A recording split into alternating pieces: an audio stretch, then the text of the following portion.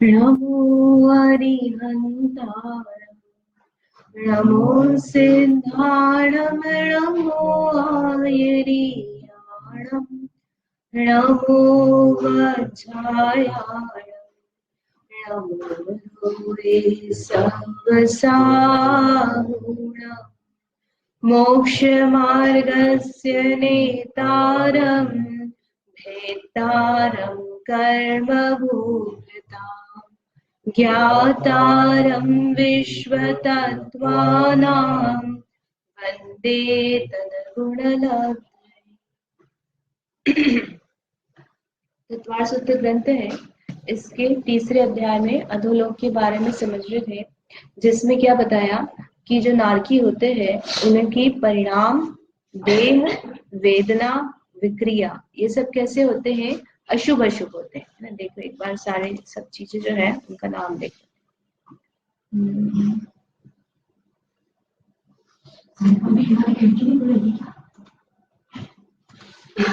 लेश्या है ना, लेश्या, परिणाम, देह, वेदना और विक्रिया, ऐसी पांचों चीजें हैं। तो उसमें लेश्या में क्या बताया कि एक नारकी से दूसरे नरक के नारकी की लेश्या अशुभ है, पहले के कंपैरिजन में दूसरे की। और तिर्यंचों की कंपैरिजन में भी यदि देखा जाए कि जो पहला नरक का नारकी है, तो वो जो तिर्यंचों के लेश्या पाई जा रही है उससे पहले नरक के नारकी की लेश्या अशुभ है। तो बाकी नारकियों की लेशा तो अशुभ ही होगी, क्योंकि सबकी नीचे जो और खराब खराब है। तो तिर्यंचों से भी ज्यादा खराब लेशा किनके पाई जाती है? नारकियों के। इसका मतलब क्या हुआ? तिर्यंचों से ज्यादा दुख किनको है? नारकियों को पाया जा रहा है। और फिर लेशा के बाद में क्या बताया?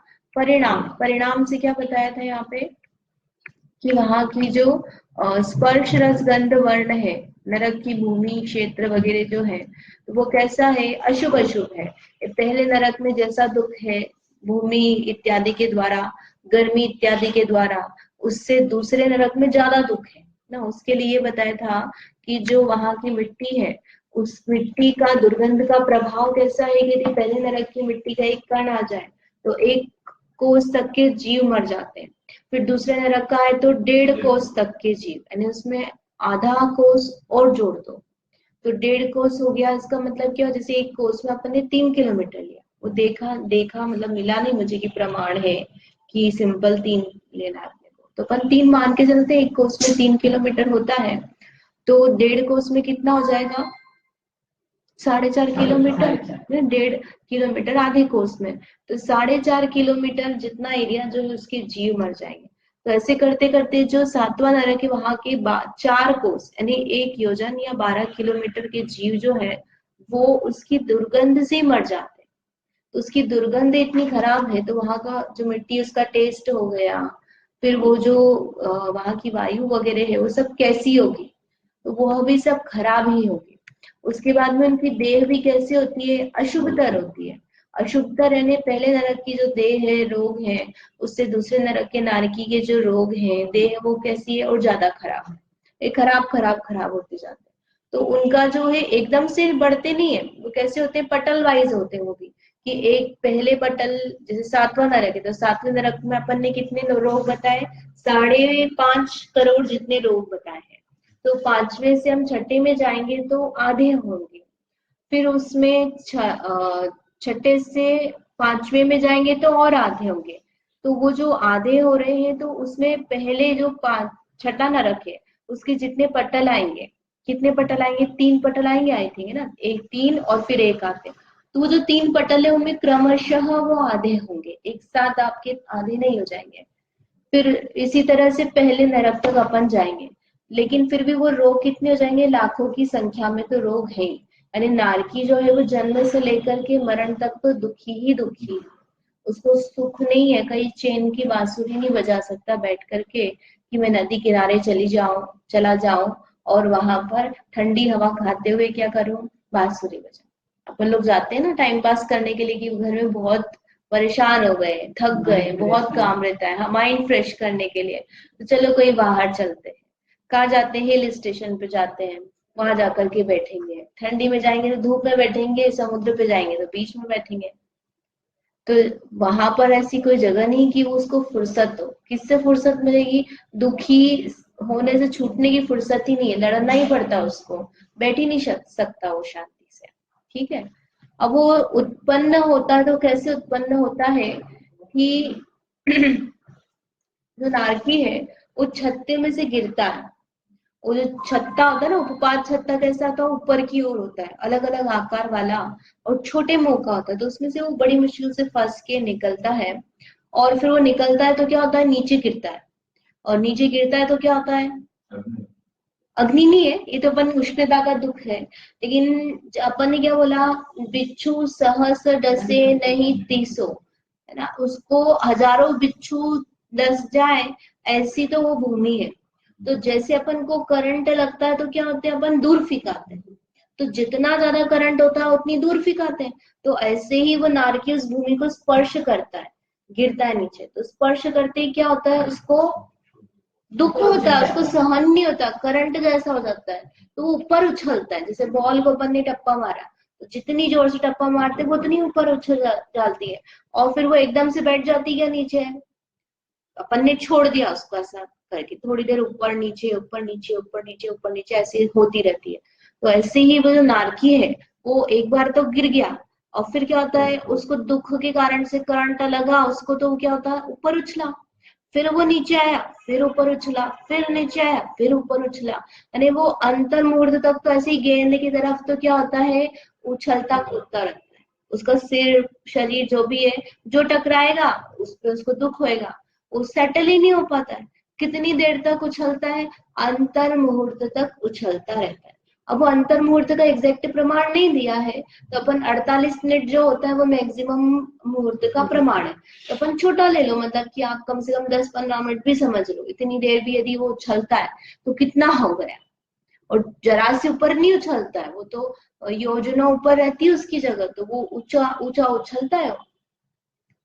दुख इतना लगता है उसको उसकी जमीन स्पर्श करते से। और क्या होता है कि वो जब वो उछलता रहता है, इतनी देर में नारकियों को पता लग जाता है, दूसरे नारकियों को, कि अरे यहाँ पे क्या हो गया है? नया नारकी आ गया, इसका जन्म हो गया। तो सब क्या करते हैं? अब सब तैयार हो जाते हैं घेरा बना के, अपने अपने हाथों को इंस्ट्रूमेंट बना लेते हैं, आयुध बना लेते हैं। आयुध ने भाला बनाया, तलवार बनाई ना, कीली बनाया, आरी बनाया, कुछ ना कुछ अपने अपने शरीर से विक्रिया करके वो तैयार खड़े रहते हैं कि जब ये रुकना शुरू होगा वैसे ही हम इसके मजे लेंगे। जैसे नया नया व्यक्ति आता है ना स्कूल में, तो रैगिंग लेते हैं सब, उसकी खबर लेते हैं, भैया कहाँ से आया, तू ये काम कर, तू वो काम कर, सब वेट करते रहते कि कौन नया मुर्गा है। तो ऐसे ही जो नारकी है वो भी क्या करते हैं? यूं तो भले ही लड़ते रहेंगे, जैसे ही कोई नया नारकी आएगा तो क्या होगा? सबकी सब उस पर आक्रमण कर देते हैं। तो नहीं, जन्म लेते से ही उसको ऐसा नहीं कि वो रोले थोड़ी देर, फुर्सत हो, जन्मते से निकलना ही भारी पड़ता, निकलते से ही उसको क्या होता है? दुखों की मार शुरू हो जाती है। उछलता रहता है, उछलता रहता है। ये जो पिक्चर दिखा है ना, ये उछलने का पिक्चर दिखाएगी, नीचे ऊपर नीचे नीचे ऊपर, ऐसे अंतर मुहूर्त तक होता रहता है। तो कौन कितना उछलता है वो भी बताया है कि पहले नरक का जो नारकी है वो कितना उछलता है? 7.81 योजन ऊंचा, यानी ऑलमोस्ट 7.25 योजन जितना उछलता है। अब 7.25 योजन अपन बड़े उसमें कर लो प्रमाण में, क्योंकि ये डिस्टेंस हो गई ना वहां की। तो अगर वो भी नहीं करो, अपन सिंपल किलोमीटर ही ले लो, अभी 6,000 पे तो मत ही जाओ अपन। तो एक योजन में 12 किलोमीटर है ना, तो 8 है ये, 8 8 किलोमीटर, 12 8 96, 96 किलोमीटर जितना, इतना वो ऊपर उछलता है। तो उछल कर नीचे आने में टाइम लगेगा। और अंतर मुहूर्त जो है, अगर अपन 15 मिनट भी अपन ने कह दिया कि 15 मिनट तक उछलता, तो कोई बड़ी बात नहीं।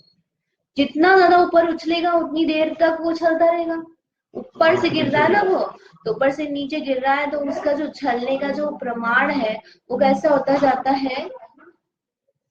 ज्यादा देर तक वो उछलेगा। ठीक है। तो पहले में कितना है? 96 योजन, फिर दूसरे में उसका दुगुना कर दिया, है ना? 7 दूनी 14 है, तो ये 7 से ज्यादा था तो 15 समथिंग हो गया। फिर ये उसका दुगुना दुगुना दुगुना 125, फिर ये 250, फिर 250 के बाद में कितना हो गया 500। ये दुगुना ही हो रहा है लगभग देखा जाए तो आखिरी 7वें नरक में वो 500 योजन तक उछलता है ना। 12 पंजे 60, कितना हो गया 6000 योजन। अभी प्रमाण तो किया ही नहीं अपन ने, तो वो 7, हाँ छोटा योजन दिया, तो 6000 किलोमीटर तक उछलता रहता है अंतर मुहूर्त तक। इतनी उसकी ऊपर तक वो उछलता है, तो वो ऊपर से जितना नीचे गिरेगा उतना लगेगा भी उसको, लगेगा कि नहीं लगेगा। अब अपन यहाँ से अपन गिरा, बच्चा एक सीढ़ी गिरा तो ठीक है, क्या हुआ थोड़ा सा उसको हो गया, लग गया। और 3-4 सीढ़ी गिरा तो ज्यादा लगी, फिर 1 मंजिल गिरेगा तो क्या होगा, हाथ पैर टूट सकते हैं उसके। और 2 मंजिल 3 मंजिल गिरे तो बचे ही नहीं, ऐसा भी हो सकता है। तो जितनी ज्यादा ऊपर से गिरता है उतना ज्यादा दुख होता है। इसलिए तो ये हाइट जो है बढ़ती जा रही है। तो कोई मजा आ रहा है क्या उछलने में? अपन तो यहाँ पर उछलते हैं, कैसे उछलते हैं, वो लगाते हैं गोल, एक होता है ना उछलने के लिए बच्चों के लिए, उनको उसमें मजा आता है तो वैसा। और उसपे उछलते और फोटो खिंचाते हैं। ज्यादा ही उछलना हो तो कहाँ चले जाओ, वहां पे 6000 किलोमीटर तक उछलोगे। तो वो जितना ज्यादा ऊपर से नीचे गिरेगा उसको उतना ज्यादा दुख है। ये भी दुख है एक प्रकार से, कि जन्मते से दुख उसको शुरू हो गए, इसकी पार ही नहीं अपने। आयु जो रहती है अंतर मुहूर्त ही होता है। जैसे अपन देवों का नारकियों का बताते हैं कि वो अंतर मुहूर्त में युवा हो जाते हैं, यानी उपपात शैया उपात छत्ता रहता है ना, उसमें अपने आप से जन्म होता है माता पिता की बिना का, तो वो अंतर मुहूर्त में पूरे डेवलप हो जाते हैं। तो जो छिट्टे से निकलते थे वो डेवलप ही निकलते, वो ऐसा नहीं कि छोटे निकले। तो जिसके जितनी हाइट उसको होनी है उतनी हाइट एक बार में हो जाती है। ऐसा नहीं कि वो बुढ़ापे तक उसकी हाइट बढ़ती रहेगी या युवा होने तक तो बढ़ती है और फिर घटने लग जाएगी, ऐसा नहीं, परिवर्तन नहीं होगा उसको जैसा। हाँ उतनी आयु रहेगी, हाँ वैसे है। 500 योजन जैसे है तो 500 योजन जैसे उत्तम तक की जो आयु है वो भी 6000 नहीं नहीं, वो तो कोस में ही रहती ना। आदिनाथ भगवान की हाइट जो थी उसको बोलते हैं अपन 500 धनुष, धनुष बोलते हैं वो, ठीक है धनुष। एक कोस में 2000 धनुष होते हैं, एक कोस में, एक कोस में 2000 धनुष होते हैं और उनकी हाइट होती है 500 धनुष थी। बाहुबली भगवान की 525 थी। तो ये जो सातों नरक की नारकी की हाइट रहती है वो भी ज्यादा होती है, यानी यहाँ पे कम है 7 हाथ, इस तरह से बढ़ती जाती है इनकी हाइट। तो हाइट बढ़ते बढ़ते जो इनकी 7वां नरक है वहां पे हाइट हो जाती है 525 धनुष, मैक्सिमम हाइट हो सकती है। उसका कारण क्या है, जैसे अपन ने रोगों का बताया था कि एक घनांगुल है तो उसमें इतने नंबर ऑफ रोग पाए जाते हैं। रोग का प्रमाण मुझे याद नहीं है, मतलब उतने लाख या हजार समथिंग एक घनांगुल में इतने रोग पाए जाते हैं। तो जितनी जितनी हाइट बढ़ेगी तो उतने घनांगुल उसके बढ़ते जाएंगे, तो उसके कारण से रोगों की संख्या बढ़ती जाती है। तो इसका जो होता है बॉडी 525 धनुष का ऊंचा होता है, जो 7वें नरक का नाम है बहुत ऊंचा होता है। एक धनुष कितना पड़ता है? ये 3 धनुष नहीं देख के बताऊंगी मैं एग्जैक्ट। एक अंगुल अपन बोलते हैं 1 इंच जितना होता है एक अंगुल। फिर अंगुल से धनुष होता है और धनुष से फिर धनुष से कोस बनता है। तो अपने को 525 धनुष लेना है, 525 धनुष। अपन इसको अगर ये इसमें कर लो, जैसे 2000 बोला ना अपन, एक कोस में 2000 नहीं निकाल के बताऊंगी मैं कितना होगा उसका एग्जैक्ट। का प्रमाण अधिकतर जैसे अपन पुराणों में पढ़ते हैं कि भाई 1 हाथ 2 हाथ हाँ 4 हाथ, तो वो जितनी उनकी क्या बोलते हैं हाइट होगी उस हिसाब से उनके हाथ का नहीं प्रमाण होता है उसका प्रमाण। ये अलग अलग समय तो अलग अलग हाइट 500 यूनिट पूछ सकता है, मतलब ऊपर नीचे है। उसकी हाइट जो है वो अलग है, वो 525 धनुष है। धनुष छोटा होता है, मतलब धनुषों से मिलकर के कोस और कोस से मिलकर के योजन होता है। ऐसा एक योजन में 4 कोस होते हैं, और एक कोस में 2000 धनुष होते हैं। ऐसा धनुष छोटा है तो हाइट तो फिर भी कंपैरिजन में कम है, लेकिन जैसे अपन बोला 525 धनुष की हाइट है, तो वो 525 धनुष की बहुत हाइट होती है। बाहुबली भगवान की जो श्रवण बेलगोला में मूर्ति बनी हुई है वो तो छोटी ही है अगर देखा जाए, जो 525 धनुष है उसके कंपैरिजन। तो निकालना पड़ेगा ना, वही तो अगर वो निकाल ये वही है जो अपने शास्त्रों में लिखा है कि 52 फीट की हाइट। 52 नहीं, ये तो प्रतिमा की हाइट है, ये एग्जैक्ट धनुष नहीं है, वो बहुत हाइट होती है, जो धनुष में हाइट होती है हाँ ज्यादा होती है, वो बहुत हाइट होती है, उनकी सब चीजें बराबर। हाँ वो जैसे वो मूवीज आती ना, आप उसमें जो होता है छोटा सा रहता है व्यक्ति, छोटा नहीं मतलब अपने जैसा रहता है, और फिर वो दूसरे द्वीप पर जाता है तो वहां के लोग बहुत ऊंचे ऊंचे ऊंचे रहते हैं, वो तो वहां जाता है तो वो मतलब उनके अंगूठे के बराबर इतनी हाइट हो जाती है उसकी। तो वो उसी तरह से मतलब एग्जैक्टली वो जो 525 धनुष की जो हाइट आएगी वो ज्यादा आएगी।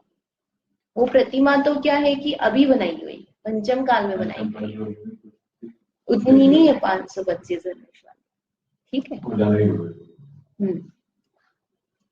अब इसके बाद में है चौथा सूत्र कि ये तो हो गया क्या क्या चीजें होती है, परिणाम, देह, वेदना, विक्रिया, लेशा, ये सब चीजें नारकियों की अशुभ अशुभ होती जाती है। और क्या होता है उनमें विशेषता, परस्परोदीरित दुःखाः, परस्परोदीरित दुःखाः, परस्पर उदीरित दुःखाः, परस्पर उदीरित दुःखाः अर्थात परस्पर यानी एक दूसरे को क्या करते हैं, वो निरंतर दुख देते हैं, यानी अपने में आप में दुखी है ही सही, वो बैठे हुए नहीं है, दुखी है, लेकिन ऐसा होने पर भी उनको दूसरे को दुख देने का भाव बना रहता है, इसको मारूं, इसको तोड़ू, इसको नष्ट करूं, इसको काटू, चीरू, फाड़ू, है ना, इसका पूरा करूं, ऐसा वो दुख का भाव भी उनको बना रहता है। तो एक दूसरे को वो कैसे होते हैं, दुख देने वाले रहते हैं। और इसके अलावा और कौन सा दुख होता है इनके, तो वो अगले सूत्र में बताते हैं। संक्लिष्टा सुरोदीरित दुःखाश्च प्राक् चतुर्थ्याः, संक्लिष्टा सुरोदीरित दुःखाश्च प्राक् चतुर्थ्याः। तो संक्लिष्ट असुर उदीरित दुःखाः च प्राक् चतुर्थ्याः, प्राक् चतुर्थ्या यानी प्राक् यानी पहले, चतुर्थ्या यानी 4 उसके पहले, तो जो चौथा नरक है उसके पहले तक के जो नारकी है उनको और एक्स्ट्रा दुख भी मिलता है। एक्स्ट्रा दुख यानी अन्य के निमित्त से भी दुख मिलता है। कैसे कि जो असुर है ना, क्या लिखा, संक्लिष्ट असुर, संक्लिष्ट असुर यानी जो संक्लिष्ट परिणाम वाले असुर कुमार जाति के देव है, उद्दीरित दुख, उनके द्वारा भी नारकियों को दुख दिया जाता है। यानी परस्पर में तो एक दूसरे को दुख देते ही है, लेकिन इसके अलावा भी वो एक अन्य जो देव है, कौन से भवनवासी देव होते हैं असुर कुमार जाति के, उसमें भी अम्बावरिश जाति होती है, अम्बावरिश नाम की जो देव होते पर्टिकुलर, सारे असुर कुमार नहीं। तो वो जो अम्बावरिश नाम के जो देव होते हैं वो तीसरे नरक तक जा सकते हैं और तीसरे नरक के तक के नारकियों को वो लड़ा सकते हैं। ठीक है, कौन, देव लड़ा सकते हैं।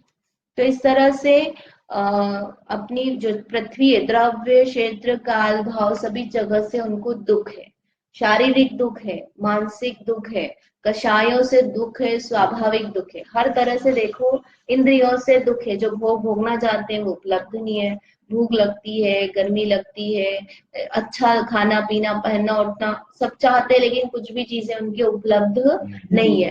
तो इस तरह से नरक में दुख ही दुख है, सुख नहीं है। वो गति किस लिए है, पाप का फल भोगने के लिए। पाप का फल भोगने के लिए तुमने जितने पाप किए थे, कलेक्शन किया था, उस सबका फल तुम एक साथ भोग लो। अभी तुम्हें लगता है ना हम पाप कर रहे हैं, कहाँ फल मिल रहा है, किसने देखा नरक, कोई नरक नहीं होता है, वहां जाके सब अपने को क्या नरक एक साथ दिख जाता है। ठीक है,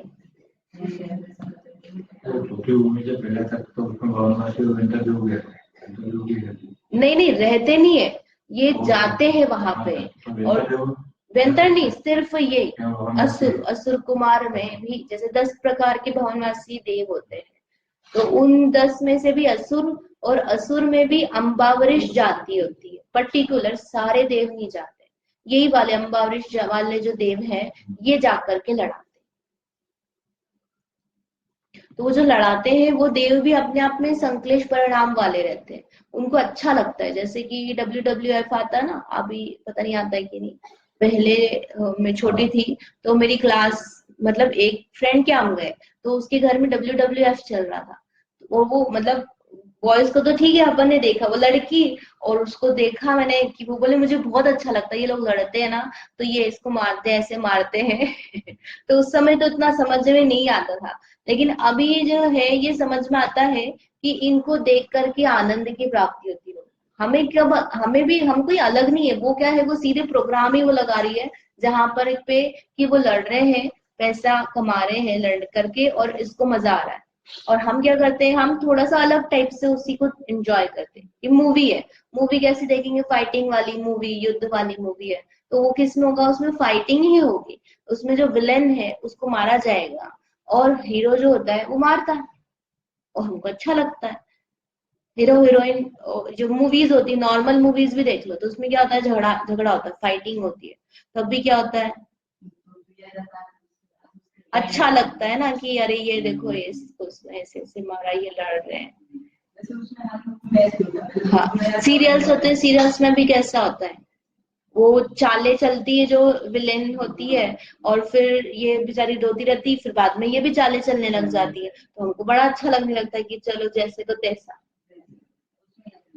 तो ये जैसा आनंद होता है, रौद्र ध्यान इसको बोलते हैं, हिंसा में आनंद मनाना, तो ऐसा ही वो जो देव है, भवनवासी देव जो अम्बावरिश देव है, उनके ऐसे परिणाम होते हैं, वो उनको लड़ाते हैं और जब वो लड़ते हैं तो उनको आनंद की प्राप्ति होती है।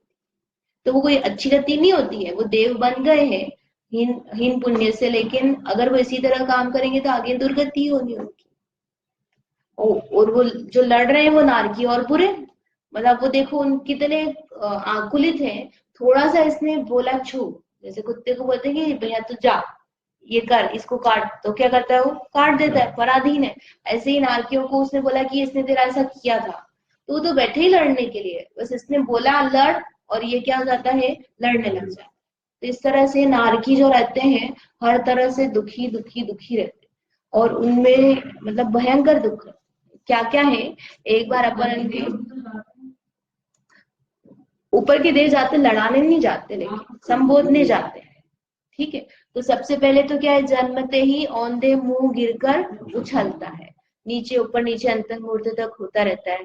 फिर उत्पन्न होते ही क्या होता है, कुत्तों की तरह लड़ने लग जाते हैं, मतलब वो नीर भी लड़ना चाहे तो अगर कोई सामने आ रहा है मारने के लिए तो उसको लड़ना पड़ेगा कि नहीं लड़ना पड़ेगा, लड़ना ही पड़ेगा ना। वो सोचे कि चलो हमें तो किसी से नहीं लड़ना, लेकिन आपके घर में कोई आ ही गया और वो तू मैं करने लग गया तो आपको जवाब देना ही पड़ेगा उसका, आप शांति से नहीं बैठे रह सकते।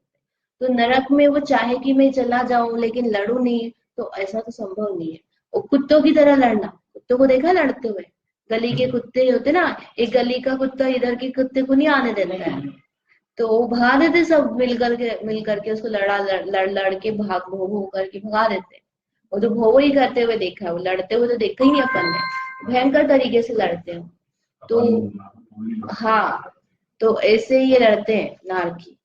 और परस्पर में निरंतर दुख देना, अत्यंत दुर्गंधित नरक बिलों में रहना, फिर अत्यंत भयानक एवं अनेक रोगों से व्याप्त शरीर होना, ये सारे अपन ने पढ़ लिए। करोड़ों बिच्छू एक साथ काटने जैसी वेदनाएं शरीर और भूमि दोनों के निमित्त से होती है। फिर उसके बाद निरंतर मार काट के भयानक शब्द सुनना, मारो काटो लड़ो भीड़ो छीलो, ऐसे ही आवाज भी उनकी अच्छी नहीं होती, नारकियों की जो आवाज होती है ना, मतलब भयंकर होती है, खराब होती है, वो सुरीली आवाज नहीं रहेगी, जैसे डरावना रहता है, और आवाज भी जो रहती है वो दुस्वर रहता है उनका, अच्छा नहीं। और उसमें फिर वो ऐसे हाहाकार चलता रहता है। फिर शीत और उष्ण, ठंडी गर्मी की वेदना है, भूख प्यास की वेदना है, ऐसी भूख, ऐसी उसको भूख होती है कि 3 लोग का वो अनाज खा ले, लेकिन फिर भी क्या होती है, उसकी भूख और प्यास मिटती नहीं है। हाँ, एक कण नहीं मिलता उसको, क्या मिलती, मिट्टी मिलती नरक की कि तू ये खा ले। और मिट्टी कैसी होती है, बेकार होती है, भयंकर बेकार।